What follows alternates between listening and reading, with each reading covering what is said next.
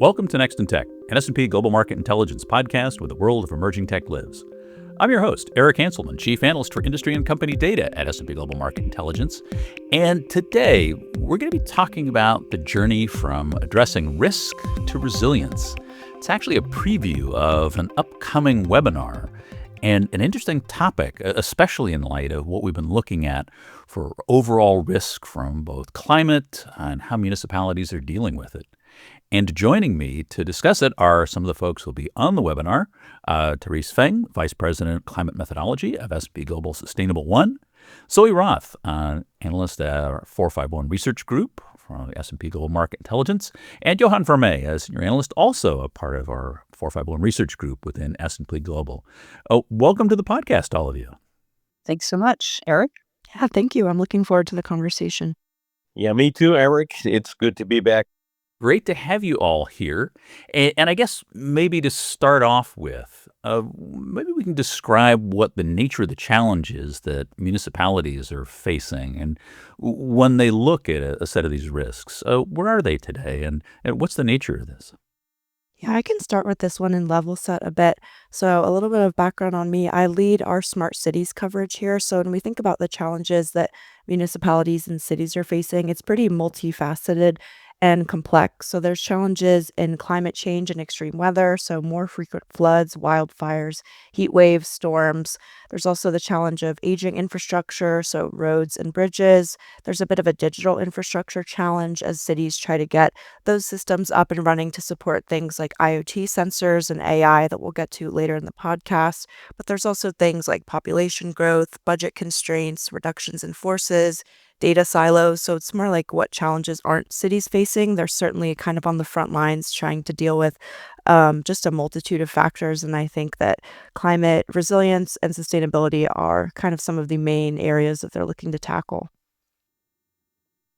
That's a really great summary of the challenges they face. And, at Sustainable One, I'm in the Climate Methodology Group, and we're looking at how to characterize what cities face in terms of climate events. And, the new normal is really for cities and towns across the U.S. to increasingly experience these extreme events and the intensification of kind of these slower burn chronic hazards like extreme heat and drought and water stress. And since 2020, we've had $115 billion extreme weather events at an estimated cost of about $750 billion, which is certainly an underestimate, which is more than twice for the comparable period 10 years ago. And so in the last 2 years, we've seen like extreme heat waves in the Southwest, drought and water stress, in many different places, the wildfire in LA, river flooding, and tropical cyclones. And, it's really challenging, not only because of the frequency and intensity, but even the nature of climate extreme hazards is changing. We've seen wildfires in the West getting larger and more frequent. And of course, the wildfire in LA was, kind of a extreme event. We're seeing hurricanes slow down as well. So they'll make landfall and then just linger, and extreme amounts of rainfall are coming down. And, there is also just that many places are facing increasingly compound events. So you're getting two different hazards. It can be extreme heat and drought and wildfire, or extreme rainfall and coastal and fluvial flooding. And this is just really, as we mentioned, just happening at the same time as we're seeing an expansion in, densities of population in wildfire urban interface on coastal populations and so on. And this really exacerbates the damages and the challenges that cities and towns are facing. Yeah, if you think about that integration, not only of population growth, density of build, again, looking at the impacts there, a whole set of things that we've got more than enough headlines to identify. Definitely true. So what are the aspects of technology that are being applied, I guess to begin with, just to help identify some of these challenges and look at really how we get a better view into how we're understanding what the current state is, and potentially generate early warnings for some of these events? I think the way that we think about it when we think about the role of Internet of Things is there's a few different areas in which technology can play a role. So, from a detection perspective, the role of IoT sensors doing things like monitoring water levels, air quality, seismic sensors. So, trying to identify anomalies before they turn into events is an area to kind of to look at things from a more predictive perspective. There's also sensing, so infrastructure sensing, things like vibration sensors, leak detectors, things like that. And then all of that just generally feeding this advanced warning and prediction system. So that's where digital twins and simulations, 3D modeling can kind of come in for disaster preparedness. So even if you don't know when a flood's going to happen, if you know that it is going to happen, you can understand where are the low-lying areas in our city, where would flood first. If we do need to make a plan, we can kind of identify what might happen in advance so that we're responding more proactively than reactively. And if you take a look at some of where that's coming into play, it's not just the modeling. There's also real-time dynamic observability coming into that when those events happen. Because, Johan, we've talked about the availability of new sensing technologies, whether or not that happens to be satellite, drones, a whole set of things could be deployed while events are taking place to better understand the nature of what's actually going on in the event itself. Yes, absolutely. When it comes to wildfire detection, for instance, you increasingly see the use of satellites to cover large parts of the earth and monitor. Um, the only thing is that it's dependent on how often the satellite passes. So you need a pretty big constellation to have 24/7 monitoring. And then obviously it's all about the resolution of the satellite image as well. Um, so in pretty good chance that before a satellite detects a wildfire, it's already pretty big. There are some contests and startups working on ultra early fire detection, and one of the solutions is like with just smoke detectors in forests.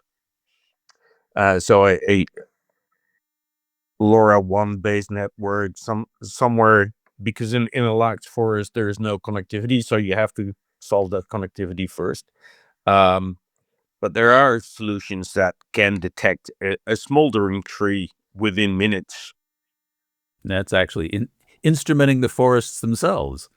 Well, it's an interesting area that we've talked about overall sensing. And granted, in urban areas, we've already got an array of sensors. I mean, Zoe, we've talked about the smart spaces work that you've been doing. There's a lot that's taking place there that potentially helps to integrate existing infrastructure with municipal capabilities. Yeah, I think cities are really looking at resilience as kind of the next frontier when they're thinking about adopting technologies. We've seen a variety of trends when it comes to smart city adoption. And I think looking forward, beyond transportation and making sure that they can address their transportation issues around traffic and mobility and congestion, I think that building resilient infrastructure and also providing like Wi-Fi and self-service is another big underpinning piece of all of this, making sure that when there is something that can affect a climate emergency, that you do have those channels through which you can reach people and relay information, and also infrastructure that can adapt in those cases. So, like traffic management systems that can dynamically reroute when there's something happening on a section of town, like or on a stretch of the highway. It's all of these systems coming together and being able to share data in real time so that they can respond to these events when they do happen. Yeah, it's one of those challenges that we saw in the Southern California fires is that cell towers were taken out along with all the homes that were destroyed. And so actually reestablishing communications infrastructure winds up being a big challenge there. I'm curious, Therese, from your perspective, I'm sure that your team is leveraging a set of technical capabilities to be able to identify where those risks are and map some of the ways to actually mitigate them. So at Sustainable One, we look at the frequency of extreme climate developments, both chronic and acute, and we produce these forecasts of the frequency that we're expecting extreme climate developments to basically the trajectory over the 2020s through the 2090s. And I think for cities, it's really quite hard to get on their own a good picture of what they're facing, both in the near term and the long term, and really plan for it and budget for it, and understand which residents are most at risk and really provide for them. And I think this is unfortunately going to be more and more of an issue as we see data being pulled offline and less data sharing. And, this is a tremendous concern for those acute events, flooding and hurricane and so on, how to, anticipate these, how to prepare for these, and really how to, basically provide for resilience across multiple dimensions, whether it's infrastructure, whether it's preparing communities, or really to anticipate when their economies might come under, some sort of acute stress from an event. So we are looking at all those things, and it's a quite a challenge. Well, yeah, the data issues, of course, are a whole set of challenges into and of themselves. But being able to have those insights and at least directional guidance can help to not only deploy physical defenses, but also looking at technical capabilities. And I'm curious about your thoughts about the technical tools and how they can be used to build resilience. I'll throw that out to the team at large. Yeah, I can take that one, Eric. Looking from a technology perspective, looking at sensors, etc., you can monitor real time what's going on, and you can anticipate a little on what's happening.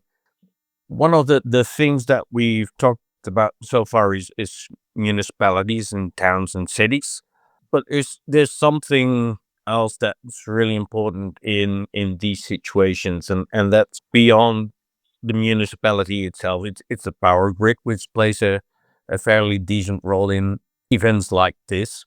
Whether it's a hurricane and you are with power, we talked about the cell towers, but if the power is down, the cell towers don't work either.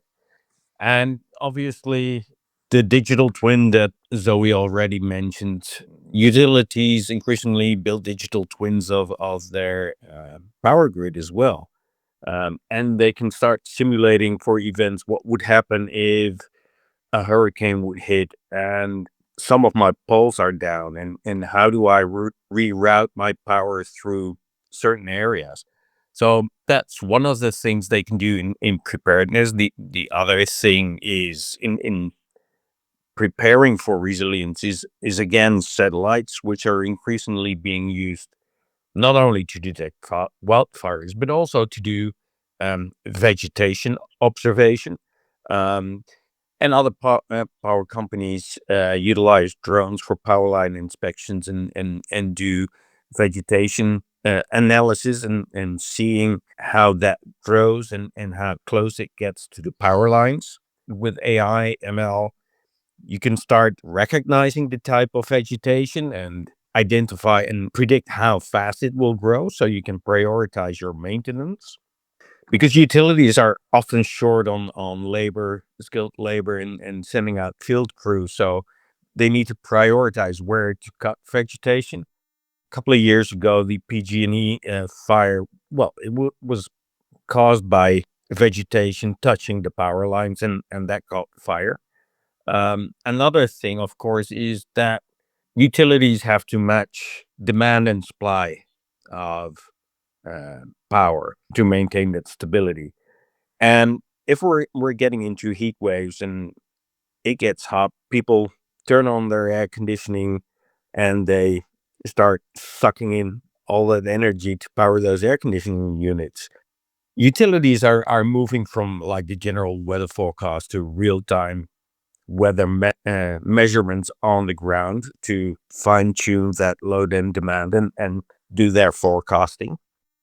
So there's the follow-on effect that we haven't really touched on, which is what happens during those extreme events. And granted, there's a lot of damage and destruction, but in those events, it can also have significant impacts. Just simply extended heat starts to become a problem, or cold for that matter. where you've now got additional energy demand to cool or heat the various environments. That puts additional stress on the grid. That starts to create some challenges into and of itself. Yeah, I think the two issues are definitely inherently intertwined, energy demand and climate risk, as we have more demand for energy both from buildings and from our transportation systems like EV infrastructure. I think the challenge of climate risk definitely does grow when we're thinking about renewable integration. It seems like it could be a solution, but until that infrastructure and the regulatory environment can support the more wide-scale integration of renewables, I think that will continue to be a challenge, even though renewables and battery energy storage systems definitely do present an opportunity to address some of these acute energy shortage issues. I think something that definitely to think about here too is just the unequal burden of climate risk. The people that are affected by this in each community are going to be different, and vulnerable communities definitely tend to face energy insecurity and outages at a higher rate that can exacerbate existing inequities and inequalities. So, as cities plan for these events, I think putting the vulnerable people in their community first and also using data to understand who those people are and how they can address that need is something that's really important thinking about climate risk going forward. I think that's such a great point. And I'll just sort of add to that also, we're seeing, the proliferation of data centers, adding additional kind of basically demand for energy. And although many of them are planning for how they will themselves power their data centers, this is a very dynamic kind of environment in terms of demand and supply for electricity going forward. And, you know, just taking into account all these different factors, especially the ones that Zoe mentioned, I think is just a tremendous kind of challenge as well that, that we will need to consider in this context of, you know, increasing climate challenges. Yeah, I'd like to add to that from the utility perspective as well. Teresa, you mentioned data centers, and Zoe, you mentioned equity, energy equity.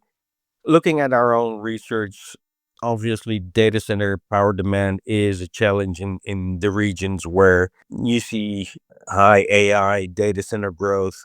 Uh, but beyond the data center energy demand, utilities expect a lot of load demand growth from electrification of transport, electrification of industries, and obviously organic growth just because population keeps growing. In the energy industry, we've been looking at that and been calling that the energy trilemma. So it's on the one hand, it's trying to achieve more sustainable power generation. So phasing out coal and gas-fired power plants and replacing them with renewables. The other thing is equity, as Zoe mentioned. Um, the other thing is resilience, and particularly the last one is getting a lot of focus these days, because if you add more renewable energy to the grid and you take away the traditional coal plants, it does affect the stability of the grid. And you can see that, for example, in the recent blackout in Spain and Portugal, which pretty much kicked out power generation for the entire country for a day. Because at that point in time, it was at the afternoon, I think, that suddenly there was 15 gigawatts of power missing, and that caused a ripple in the power grid, which caused a cascading shutdown. So that's one thing that we're likely to see happening more often, because if we're moving towards more renewables, we're missing kind of that stable base load. Well, and for those of our listeners who weren't aware or haven't read about it, it's a situation where if you look at traditional generation with turbine systems, whether or not they're coal-fired, gas-fired, what have you, the synchronous systems have the ability to absorb variation in ways that, at least at this point, most renewable infrastructure doesn't. And the way we've been operating grids has come to depend on that flexibility, that buffer, basically, that turbine, the synchronous turbine generation can wind up managing. that's something where we need to start thinking in different ways as renewable. You're absolutely right. So one of the things that utilities do is that maintain that stability at 50 hertz, and it allows for a zero point 0.2 variation. If it drops more than 0.2, the spinning reserve, as they call it, kicks in. So that's the residual energy of those spinning turbines. And currently, I think utilities are primarily doing fast voltage stability index predictions or voltage collapse proximity index just to guess where that point is. If you see the blackout in Spain, it was a 0.0 drop in frequency. So that's like 5 times what is allowed. And the ripples of that were felt in the power grids as far north as the Netherlands and Denmark. There are things, emerging technologies that can help utilities address this issue a little bit better. Um, so it's high impedance switches that can react faster. Most of these solar plants and batteries, which can provide that static inertia or synthetic inertia, are equipped with inverters, but they're grid following inverters, which means they need to be attached to a working grid in order to function.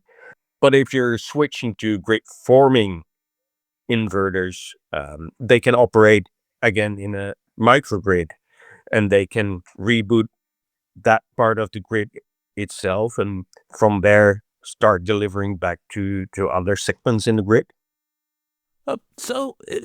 Beyond a lot of the grid resilience pieces, and clearly that's a big part of all of these equations, we start looking at it. What do you think municipalities need to look forward towards in terms of how they look to become more resilient? What are the kind of things that they need to look at? And Therese, you talked about the potential planning capabilities and some of the challenges there. How should municipalities start looking at this to be able to expand and up-level their resilience capabilities? Yeah, that is the key question. I think about this in terms of, basically these different infrastructure systems, and the potential, obviously the grid is is a major one, but there are other elements, obviously, the transport system, water management, a range of different kind of services that exist to, that exists to provide infrastructure services to the population. And so I think, cities and towns will be facing these increasing challenges. They really have to think very strategically about how, what vulnerabilities they face. In other words, to identify where these vulnerabilities are, and then also think in terms of, how do we provide for resilience within the infrastructure because they have such systemic um, effects. And there are a range of different options that they have. And I think, Zoe and Johan have talked about the importance of data. And I would even extend that to some really basic kinds of sort of data services, which include, more sophisticated early warning systems that can, basically inform residents, of actions they need to take to be safe. But then even like lower key, more simple, affordable approaches like building codes and ensuring that those are implemented so that we have more resilient, buildings and, spaces. So I think, cities definitely are facing these real challenges to their, both hazard mitigation and ensuring that adaptation proceeds. They need to understand the trajectory of the climate developments and the range of options that they really have, and just expect that this is, this is something that they need to do now, as well as looking at how other cities and countries are proactively preparing for, you know, potential events. So I think there's there's a range of different um, strategies that they need to consider, but just anticipating that climate is going to be becoming more climate events are going to be becoming more frequent, more severe, alongside these chronic kind of hazards that we're seeing of extreme heat and drought and water stress, um, kind of coming to understanding, where these are most acute, looking at their total infrastructure, and the vulnerabilities, and then understanding all the different options, and what might be most cost effective for them going forward. Well, and you make an important point, which is these various aspects don't operate in isolation either. That's definitely true. Adding to that, if you look at how other cities and countries are dealing with it, one of the suggestions for utilities might be to look at how Ukraine is dealing with the attacks on its power grid. Obviously, a Russian missile is different from a hurricane, but to some extent, it's quite comparable if you look at how they deal with it. If they have a warning of an incoming missile, they can pretty much figure out which part of the grid is possibly hit. And as a precaution, they're lowering the load on that segment of the grid so that if it is hit, the drop to zero isn't that big as it was with a full load. So that prevents cascading blackouts. And that could be a similar approach for utilities when facing hurricanes, for instance. If you're seeing, okay, a hurricane is passing this segment of my grid, maybe I should lower the load a little to prevent it from cascading through to other segments of the grid. An unfortunate way to learn some lessons, but certainly, I guess, some potential applicability there. And Zoe, you've been talking about a lot of the smart spaces integration. How do you see that playing out in terms of where municipalities should be going? Yeah, I think just to kind of wrap up what everybody's been saying, there's a lot of knowledge sharing and learning that can be done between cities. A lot of cities like New York, Miami, have published their climate adaptation and resilience strategies. So understanding how other cities of the same size or in the same region or even the same like sort of climate or weather patterns, how they've adapted to different issues to make investments in things like flood defenses, heat mitigation, energy infrastructure hardening, but also initiatives like C40 cities or Race to Zero, bringing a lot of private, public organizations together to understand how they can collaborate because it's a challenge that no city is able to do on its own. It becomes a regional imperative. It becomes a public-private partnership imperative. So bringing a lot of cities together to learn from one another and kind of prioritize because it is a matter of prioritization. You're not able to solve all of these challenges at once. In most cases, it's going to be an investment in one sort of system, whether it's something like threat modeling or automated alerts for something like a hurricane. So understanding what your biggest risk is and kind of the low-hanging fruit in terms of what could make the biggest impact in your city.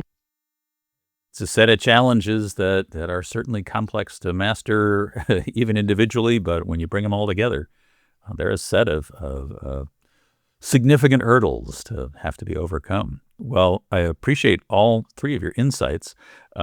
There's so much more that we could discuss on this topic. Unfortunately, we are at time, but I want to thank you all for joining me today. Thank you. Thanks so much. And thanks to Johan and Zoe for their great insights. Thank you too. Well, and I will point out to our listeners that there's a much more in-depth discussion that will be taking place on the webinar itself. So there's a link in the show notes to point you toward it. I hope you get a chance to join and hear from all three of my guests today in being able to dive even deeper into what is a very complex but critically important conversation. But that is it for this episode of Next in Tech. Thanks to our audience for staying with us, and thanks to our production team, including Sophie Carr, Faran Miadayoshan, Kira Smith, and Adam Kowalski on marketing and events teams. I hope you'll join us for our next episode, where we're going to be talking about some of the additional aspects of personal data privacy, what that means in enterprise settings, and some of the legal ramifications that we need to start thinking about. I hope you'll join us then, because there is always something next in tech.